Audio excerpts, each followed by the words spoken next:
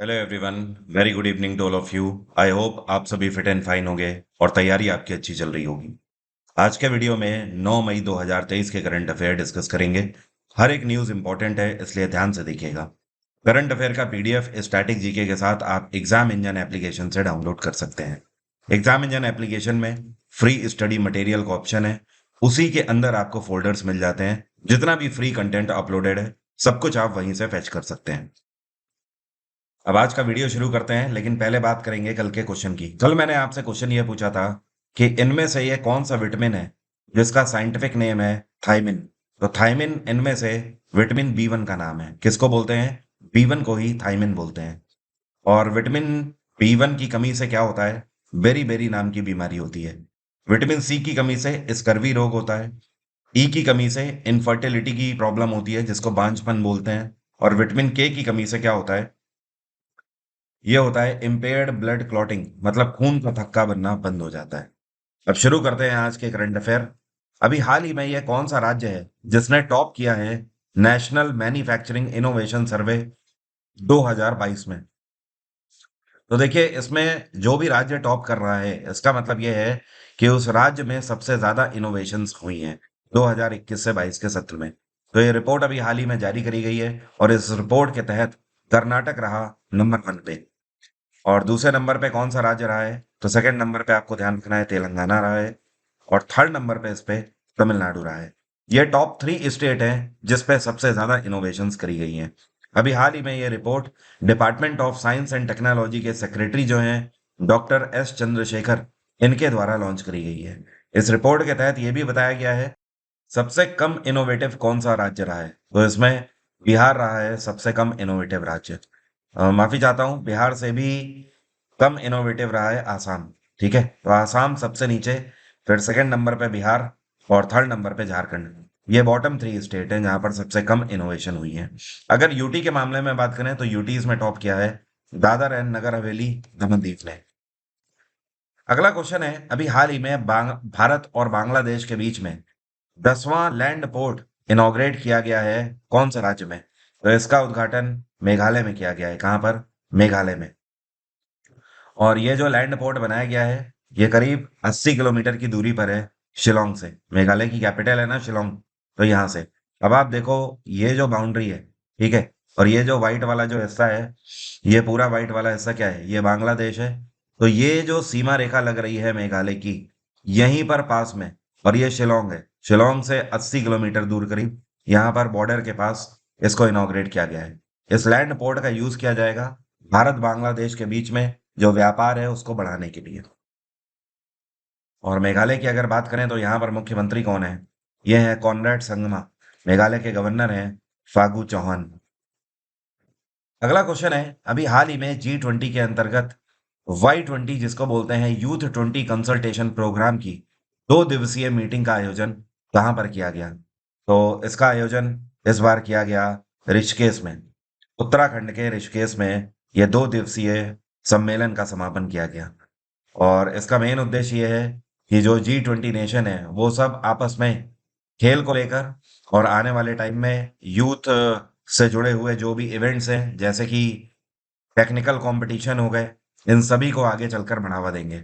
और ये जो मीटिंग थी, इसको ऑर्गेनाइज किया गया ministry of youth affairs and sports के द्वारा। ध्यान रखिए, कल के वीडियो में मैंने आपको बताया था youth affairs minister Anurag Singh Thakur के द्वारा लखनऊ में खेलो इंडिया यूनिवर्सिटी गेम जो है, उसके लिए मैस्कॉट और लोगो लॉन्च किया गया है। इस बार ऑफिशियल मैस्कॉट क्या है खेलो इंडिया यूनिवर्सिटी गेम का? तो वो है बारासिंगा, और उसका नाम है जीतू। अगला क्वेश्चन है, सेबी के द्वारा अभी हाल ही में legal entity identifier system launch किया गया है। और इस सिस्टम की मदद से जो लीगल एंटिटीज हैं उनका पता लगाया जा सकेगा। मतलब कहने का कि जो डेप्ट में सिक्योरिटीज हैं, देखो हिंदी में मैं इसका मतलब ये बता देता हूँ आपको।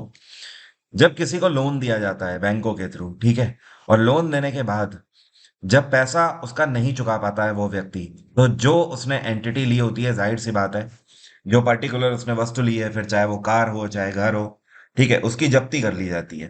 तो ऐसे में पूरे भारत भर के डेटा की अगर हम बात करें, तो आज की डेट में बहुत सारी ऐसी संपत्तियां हैं जो कि जब्त हो चुकी हैं। तो उन सारी चीजों में कौन सी लीगल एंटिटी है, कौन सी इलीगल एंटिटी है, इस चीज को वेरीफाई करने के लिए एक सिस्टम सेबी के द्वारा लॉन्च किया गया है। आपको ये बताना है जो LEI है, जो legal identity entity identifier number है, इसमें कितने कैरेक्टर का कोड है। तो इसमें 20 कैरेक्टर का कोड रखा गया है, 20 कैरेक्टर कोड।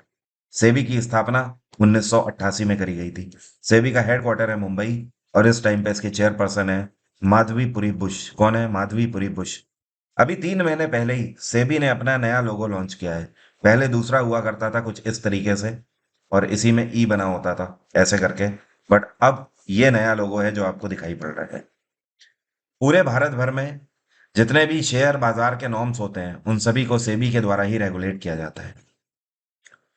अभी हाल ही में ये कौन सा बैंक है जिसने MSMEs को घटे दरों पर लोन प्रोवाइड करने के लिए India shelter finance corporation limited के साथ एक पैक्ट साइन किया है।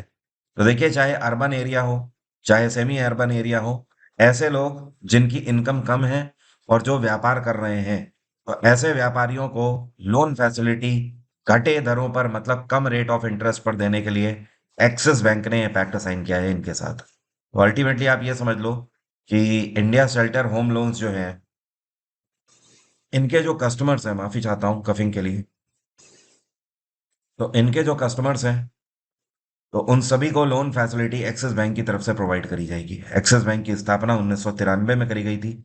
इसका हेडक्वार्टर है मुंबई और एक्सिस बैंक के CEO हैं अमिताभ चौधरी। एक्सिस बैंक के चेयरपर्सन कौन है?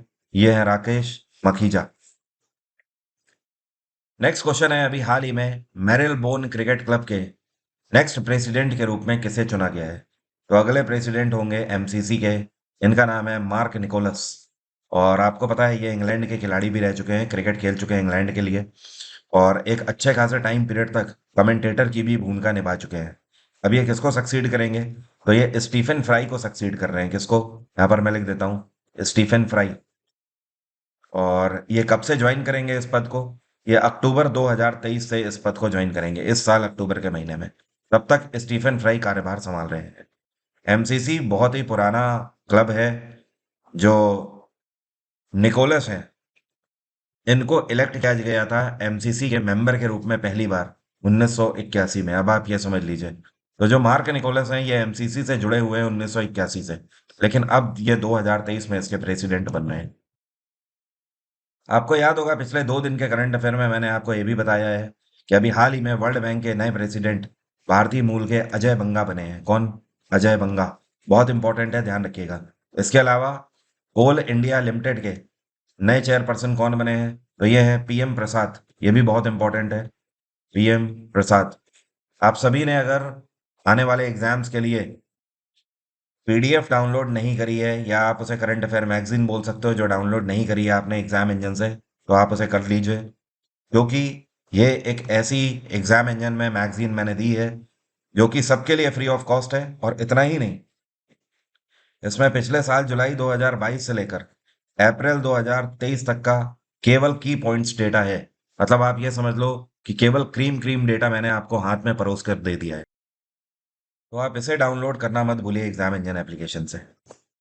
अगला क्वेश्चन है, अभी हाल ही में ये एक ब्रांड है जिसका नाम है वेकफिट। इसके ब्रांड एम्बेसडर के रूप में किसको नियुक्त किया गया है? तो इसके नए ब्रांड एम्बेसडर अब चुने गए हैं आयुष्मान खुराना। और वेकफिट एक गद्दे बनाने की कंपनी है, मैट्रेस बनाती है ये कंपनी। ठीक है, तो आयुष्मान खुराना अब इनके प्रोडक्ट्स को प्रमोट करेंगे। अभी हाल ही में कुछ और लोग भी ब्रांड एम्बेसडर बने हैं। जैसे कि मैंने आपको बताया था, जियो सिनेमा के ब्रांड एम्बेसडर कौन बने हैं? Rohit Sharma. Star sports believe के एम्बेसडर कौन बने हैं? ऋषभ पंत। इसी तरीके से अभी कुछ टाइम पहले HSBC इंडिया के ब्रांड एम्बेसडर कौन बने? विराट कोहली। अभी हाल ही में दिल्ली हाईकोर्ट के द्वारा बास्केटबॉल फेडरेशन ऑफ इंडिया के जो इलेक्शंस हैं उन्हें कंडक्ट कराने के लिए किसको एडमिनिस्ट्रेटर के रूप में अपॉइंट किया गया है? तो दिल्ली हाईकोर्ट ने अपॉइंट किया है पी कृष्णा भट्ट को। सीनियर ब्यूरोक्रेट हैं पी कृष्णा भट्ट, और इनको अब पदभार दिया गया है, इनको जिम्मेदारी दी गई है कि ये बास्केटबॉल फेडरेशन ऑफ इंडिया के इलेक्शंस को कंडक्ट कराएंगे। अगला क्वेश्चन है, पाकिस्तानी खिलाड़ी बाबर आजम जो है, ये 5000 रन वनडे इंटरनेशनल में सबसे तेज कवर करने वाले खिलाड़ी बन गए हैं। मतलब ये एक ऐसे खिलाड़ी हैं जिन्होंने वनडे इंटरनेशनल में सबसे तेज 5,000 रन बनाए हैं। कितनी पारी में इन्होंने 5,000 रन पूरे किए हैं? बाबर आजम ने 97 इनिंग्स में मात्र 5,000 रन पूरे कर लिए हैं। बाबर आजम ने हाशिम आमला का रिकॉर्ड तोड़ा है। हाशिम आमला इनसे पहले 101 इनिंग्स में 5,000 रन बना चुके थे। उसके बाद अगर देखा जाए तो 114 इनिंग्स में विव रिचर्ड्स का रिकॉर्ड है, और 114 इनिंग्स में ही 5,000 रन बनाने का रिकॉर्ड विराट कोहली का भी है। उसके बाद डेविड वार्नर हैं, ऑस्ट्रेलियाई खिलाड़ी, जिनका रिकॉर्ड 115 इनिंग्स में 5,000 रन बनाने का है। तो अगर देखा जाए तो ये टॉप 5 है, और टॉप 5 में आप देख लीजिए टॉप पर है बाबर आजम, 97 पारियां। अगला क्वेश्चन है, नीरज चोपड़ा ने अभी हाल ही में डायमंड लीग 2023 का टाइटल अपने नाम कर लिया है। इन्होंने उसमें 88.67 मीटर तक भाला फेंका। इस बार की डायमंड लीग 2023 कौन से शहर में आयोजित करी गई? तो इस बार की डायमंड लीग आयोजित करी गई कतर की कैपिटल दोहा में। और खास बात यह रही कि सेकंड नंबर पे, यहाँ पर फर्स्ट नंबर पे तो नीरज चोपड़ा रहे, सेकंड नंबर पे रहे जो खिलाड़ी, इनका नाम है वी स्टूड। क्या नाम है? वी स्टूड। ये चेक रिपब्लिक के खिलाड़ी हैं जिसकी कैपिटल है प्राग। और तीसरे नंबर पे जो खिलाड़ी रहे, इनका नाम है एंडरसन पीटर्स। ये ग्रेनाडा के खिलाड़ी हैं, कनाडा नहीं, ग्रेनाडा की बात हो रही है। अगला क्वेश्चन है, अंतरराष्ट्रीय नो डाइट दिवस अभी हाल ही में कौन सा दिन मनाया गया? यह दिवस 6 मई को मनाया गया। इस दिवस को मनाने के पीछे का मेन उद्देश्य यह है कि हमेशा हमें डाइट में नहीं रहना चाहिए, कभी कभी खुलकर भी जी लेना चाहिए। International day of the midwife हर साल 5 मई को मनाया जाता है। इस बार इसकी थीम क्या रही? तो इस बार इसकी थीम रही together again, from evidence to reality. आपको पता है मिडवाइफ का मतलब क्या होता है? मिडवाइफ का मतलब इससे है कि दरअसल एक औरत जिसकी इम्पोर्टेंस इस तौर पर है कि वही इस जीवन में जन्म देने का काम करती है, वही पालने का काम करती है।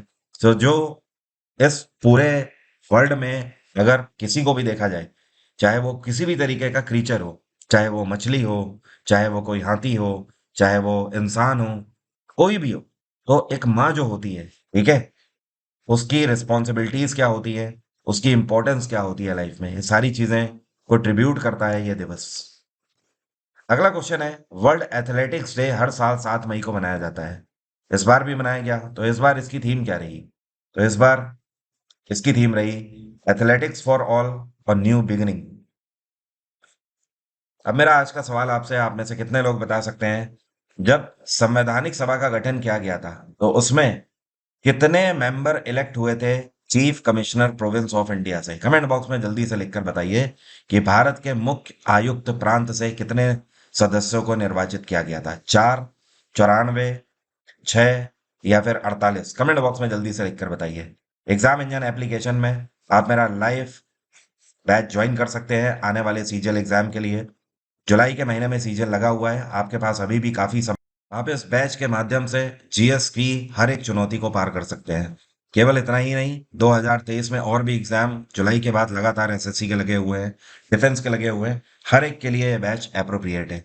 इस बैच की खास बात यह है कि इसमें वीओडी प्लस लाइव क्लासेस दोनों के फॉर्मेट में मैंने इसको लॉन्च किया हुआ है। इसमें साइंस की लाइव क्लासेस चल रही हैं और साथ में मेरी वन लाइनर के फॉर्म में लाइव क्लासेस चल रही हैं। आज भी क्लास हुई थी, कल भी क्लास हुई थी इसमें। तो आप ध्यान रखिए, जैसे ही आप इस बैच को एनरोल करते हैं, तुरंत आपको एक ही बार में रिकॉर्डेड थ्योरी की सारी क्लासेस मिल जाती हैं, और प्रैक्टिस क्लास आप डेली के डेली लाइव क्लासेस में करते रह सकते हो। इसके अलावा एग्जाम इंजन में आपके लिए बहुत कुछ बिल्कुल कम फी में इंतजार कर रहा है, जाके एक बार आप एक्सप्लोर करिए। मॉक टेस्ट देना मत भूलिए। मॉक टेस्ट हम आपको दे रहे हैं मात्र 390 रुपए में, 1840 ऑनलाइन टेस्ट, जिसमें आप फुल लेंथ मॉक दे सकते हो, सब्जेक्ट वाइज, टॉपिक वाइज और एग्जाम वाइज, हर एक तरीके से। आज की बात यहीं तक रहेगी। Thank you so much, have a nice day, take care, bye bye, आपका दिन मंगलमय हो।